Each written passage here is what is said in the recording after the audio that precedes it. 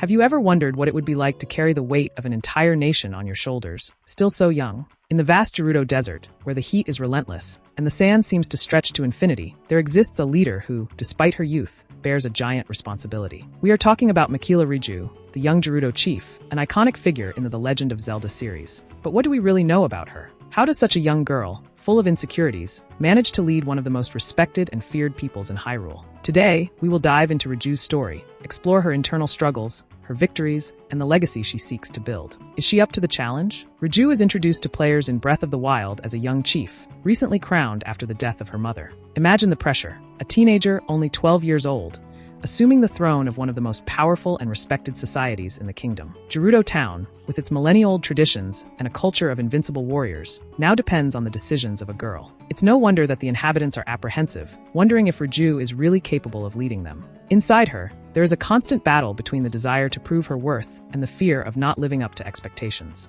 The beginning of her journey as a leader was not easy. Right from the start, Riju faces one of the greatest threats to her people, the wrath of the divine beast Vonaboris, a colossus that has already devastated parts of Gerudo with its devastating lightning strikes. Desperate to protect her city and still insecure about her own capabilities, Riju decides to trust Link, a hero from distant lands who arrives with the promise of subduing the divine beast. This moment is crucial, as it not only demonstrates Riju's wisdom and courage in putting her people's welfare above her own insecurities, but also marks the beginning of an important alliance. As the narrative unfolds, Riju demonstrates an impressive strength of character, facing challenges that many experienced leaders would hesitate to confront. But despite her outward bravery, the young chief carries deep insecurities. In her room, hidden from the public eye, are plush toys that she keeps for comfort, a silent reminder that, despite the title of Chief of the Gerudo, she is still a child dealing with the loss of her mother and the weight of expectations on her shoulders. These details make Riju a complex and captivating character, resonating with the reality of many, the struggle to find strength and purpose amidst adversities and responsibilities.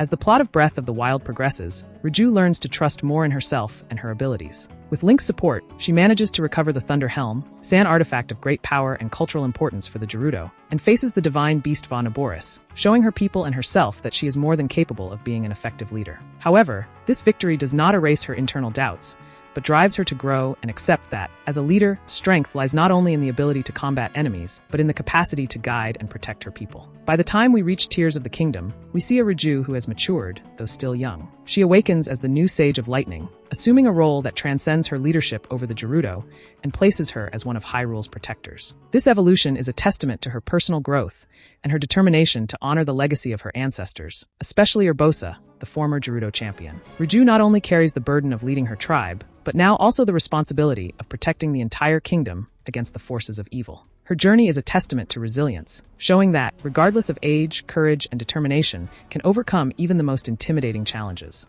But as we look at Riju's journey, one question remains. To what extent can the weight of expectations and the shadow of predecessors shape or break a young leader? Will Riju continue to grow and strengthen, or could her insecurities one day obscure her light? What does the future hold for this young and determined chief? The story continues, and only time will tell whether Riju will be remembered as a leader who forged her own path, or as a young girl who fought against the internal and external demons of her world. What will be the next chapter of this epic journey?